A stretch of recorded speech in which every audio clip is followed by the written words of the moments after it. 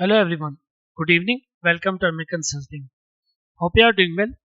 Today we will get you SAP HCM ASAP methodology.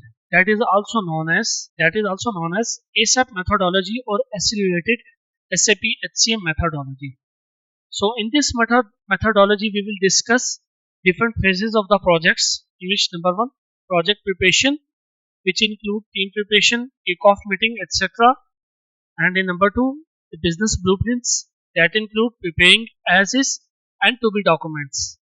And in number three, we will discuss realization, configuration, unit testing, etc.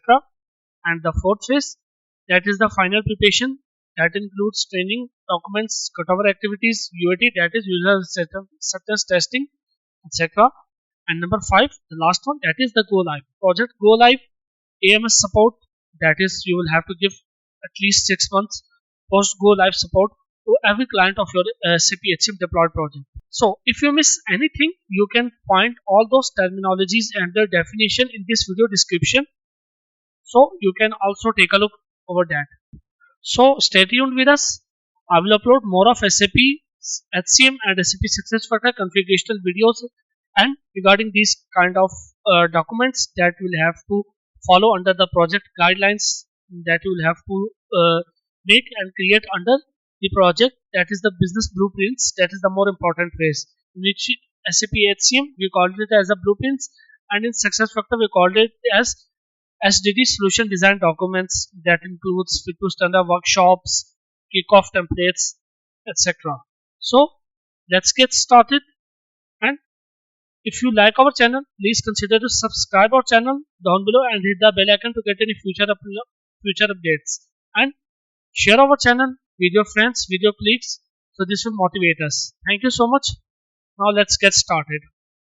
Okay, so generally when you get started with the fresh implementations, let us say like until now our client FedEx doesn't have the SAP system. They are running their HR operations on a third party, some other local software or kind of any other ERP. So now they are planning to get into SAP. So remember, that is going to be our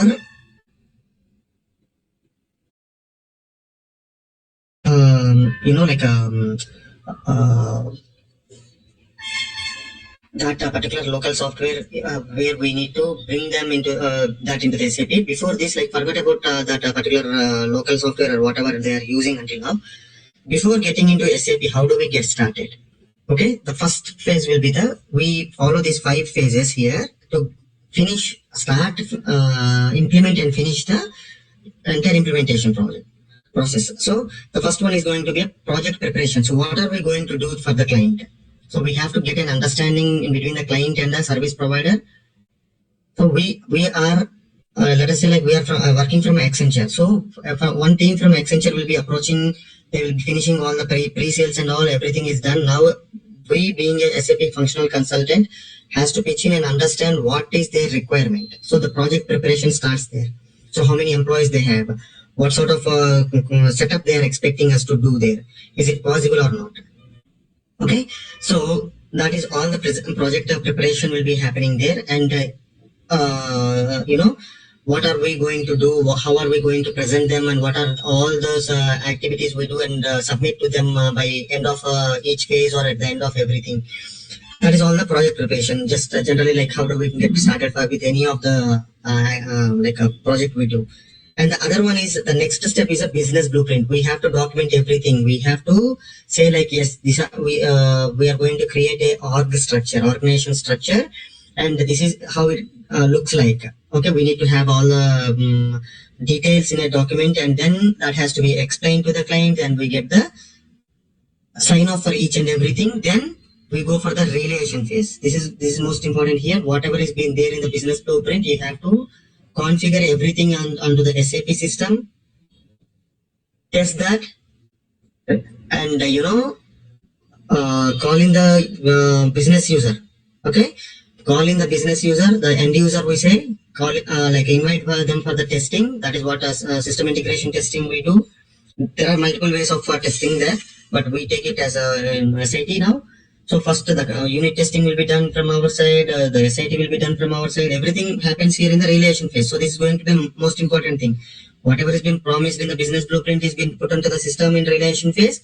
That has been tested thoroughly, and that has been requested for the user to be tested again.